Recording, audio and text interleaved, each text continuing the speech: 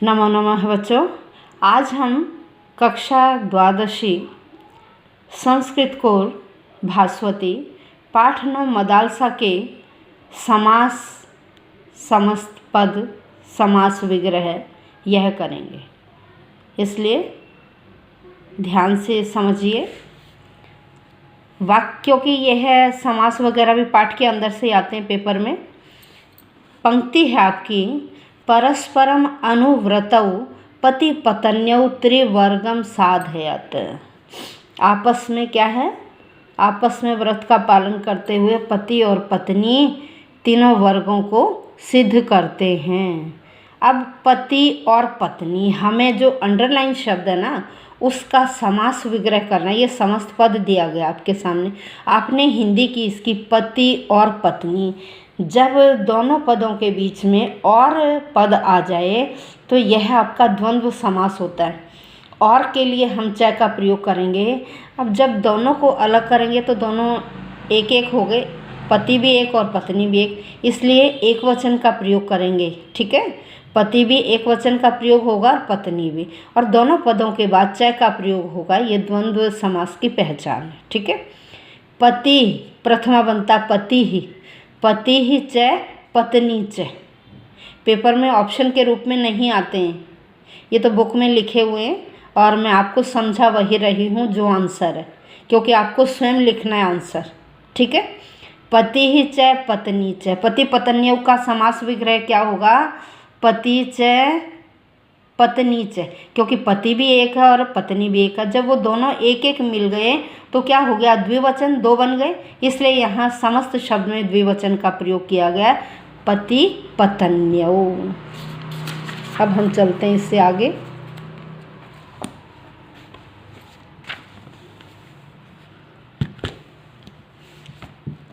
Next है आपका स्वशिशुना चरित्र निर्माण मातुराधीनम। स्वशिशुना अपने बच्चे का, चरित्र निर्माणम चरित्र का निर्माण करना, उसके कैरेक्टर को बनाना, मातुराधीन माता के अधीन होता है। अंडरलाइन शब्द क्या है? अंडरलाइन शब्द आपका चरित्र निर्माणम। क्या शब्द है? चरित्र निर्माणम, चरित्र का निर्माण। हिंदी क्या बनी वाक्य इस शब्द की? चरित्र का निर्माण। दोनों पदों के बीच में कारक साइन क्या आ गया? का। अब का के अनुसार कौन सा कारक है? संबंध का के की, इसके लिए षष्ठी विभक्ति का प्रयोग किया जाता है। तो देखिए, हम चरित्र में षष्ठी लगाएंगे, बनेगा चरित्रस्य। क्या बनेगा? चरित्रस्य निर्माणम। ये आंसर आपका चरित्रस्य निर्माणम। अब नेक्स्ट है गृहस्थाश्रम है अपि एका प्रयोगशाला वर्तते। गृहस्थाश्रम भी एक प्रयोगशाला है। प्रयोगशाला का मतलब क्या? प्रयोग की शाला, प्रयोग के लिए शाला। प्रयोग के लिए घर होता है जहाँ प्रयोग किया जाता है, प्रयोग के लिए घर। तो प्रयोग के लिए, संप्रदान के लिए चतुर्थी, क्योंकि वहाँ एक्सपेरिमेंट किए जाते हैं, प्रयोग के लिए वो घर बनाया जाता है, इसलिए उसको प्रयोगशाला बोलते हैं। तो आंसर आपका प्रयोगायशाला।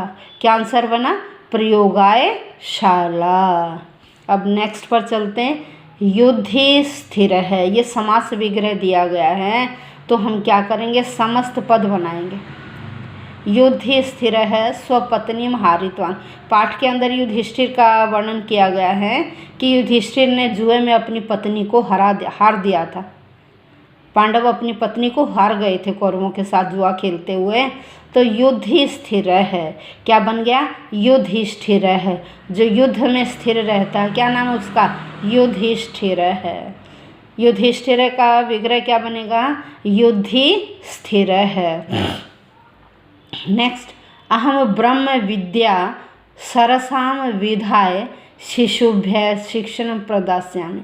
यहाँ मदालसा कहती है कि मैं ब्रह्म विद्या के द्वारा सरसाम, रस से भरी हुई बनाकर, भाई मैं जो बच्चों को ब्रह्म विद्या सिखाऊंगी ना, वो रस से भरी हुई बनाऊंगी। रस से भरी हुई विधाएं पढ़ाकर शिशुभ्य शिष्यों को शिक्षण प्रदास्यामि, मैं शिक्षण दूंगी। रस से भरी हुई, स का मतलब साथ, रस के साथ, सरसाम रस के साथ। अब स का मतलब है साथ, अब यही भाव समास है, तो जहाँ साथ का प्रयोग हो गया तो वहाँ तृतीया का प्रयोग किया जाता है।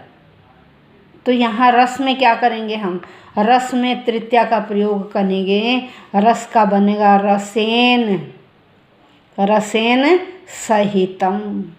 क्या बनेगा, रसेन सहितम, रसेन सहितम। नेक्स्ट है आपका विवाह बंधनम। अहम विवाह बंधनम स्वीकर्तुम न इच्छामि। मैं विवाह बंधन को, विवाह के बंधन को स्वीकार करना नहीं चाहती। ये भी मदालसा कहती है। विवाह के बंधन को, हिंदी बनी विवाह के बंधन को, तो दोनों के बीच में क्या कारक साइन आया, के। का के की के अनुसार षष्ठी विभक्ति का प्रयोग किया जाता है। तत्पुरुष समास है ये, तो बन गया विवाहस्य बंधनम। क्या बना, विवाह बंधनम, विवाह के बंधन को, विवाहस्य बंधनम। ये आंसर आपका विवाहस्य बंधनम। नेक्स्ट है विभिन्न प्रकृतिकाः संसारे विभिन्न प्रकृतिकाः पुरुषाः वसन्ति।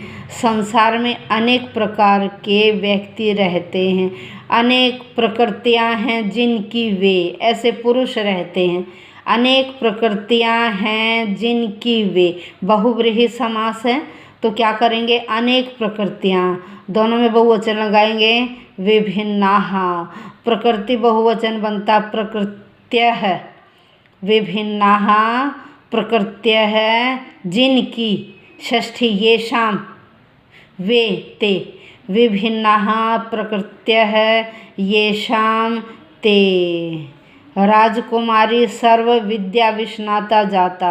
राजकुमारी सारी विद्याओं में निपुण हो गई, सारी विद्याओं में निपुण, सारी विद्याओं में निपुण में के अनुसार अधिकरण कारक सप्तमी विभक्ति, तो क्या करेंगे, सर्व में सप्तमी, सर्वासु। क्या बनेगा, सर्वासु। विद्या भी सप्तमी लगाएंगे, बन गया विद्यासु। सारी विद्याओं में, विशेषण और विशेषण में समान विभक्ति और वचन का प्रयोग किया जाता है। सर्वासु विद्यासु निष्णाता। ठीक है। अब अगला है यथा प्रकृति वरः अपि प्राप्यते। कहते हैं यथा प्रकृति, प्रकृति जैसा ही, स्वभाव जैसा ही वर भी प्राप्त किया जाता है, स्वभाव के अनुसार। यहाँ यथा का अर्थ लगाएंगे अनुसार। अव्ययी भाव का यह उदाहरण है, यथा अव्यय है। यथा के लिए अव्ययी भाव समास में अनतिक्रम में पद का प्रयोग किया जाता है। और बच्चों आपको पता होगा अव्ययी भाव समास में क्या होता है, उपसर्ग या अव्यय के स्थान पर जिस पद का प्रयोग किया जाता है वह विग्रह करते समय उत्तर पद बन जाता है।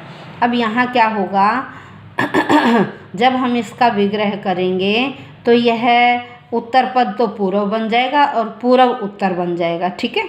अब देखिए यथा प्रकृति है ना, तो प्रकृति को पहले ले आए प्रकृतिम, और यथा के स्थान पर अनतिक्रम्य का प्रयोग किया, वह आपका यहाँ उत्तर पद बन गया प्रकृतिम अनतिक्रम्य, प्रकृतिम अनतिक्रम्य। नेक्स्ट ज्ञानोदधि। ज्ञानोदधि अनंत पार है। कह रहे ज्ञान का सागर तो अनंत है, जिसकी सीमा ही नहीं। फिर ज्ञान का सागर, ज्ञान का सागर काके की के अनुसार ज्ञान में षष्ठी लगाइए, ज्ञानस्य उदधिः। क्या बन गया, ज्ञानस्य उदधिः। क्या आंसर बना, ज्ञानस्य उदधिः। नेक्स्ट पितरौ सभा जयितुम गमिष्यावः। कह रहे पितरौ माता और पिता सभा में जाने के लिए, सभा जयितुम सभा को जीतने के लिए, गमिष्यावः जाएंगे। पितरौ सभा जयितुम गमिष्यावः। पितरौ माता और पिता, माता और पिता सभा में जाएंगे। माता और पिता यहाँ फिर और आ गया तो माता और पिता। यहाँ देखिए एक शेष द्वंद्व है, यहाँ माता नहीं दिखाई दे रहा। पितरऊ में द्विवचन का प्रयोग किया गया है। पितरऊ दो पिता नहीं होते, माता और पिता के लिए पितरऊ या मातरऊ पद का प्रयोग किया जाता है। विग्रह करते समय हम माता और पिता दोनों का प्रयोग करेंगे। तो पितरऊ है ना, क्या आएगा? मातरम च पितरम च, मातरम च पितरम च।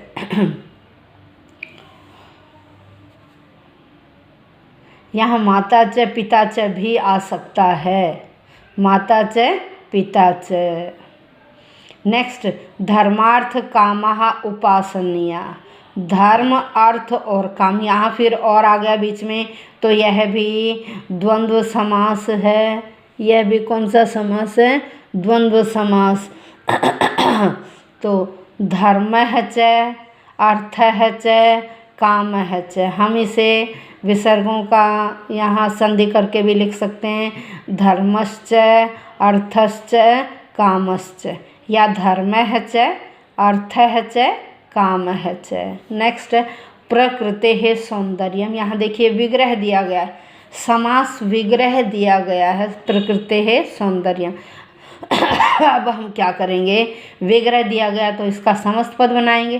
भाई पहले पद में जिस विभक्ति का प्रयोग किया गया उसका लोप करके दोनों पदों को आपस में मिला देंगे।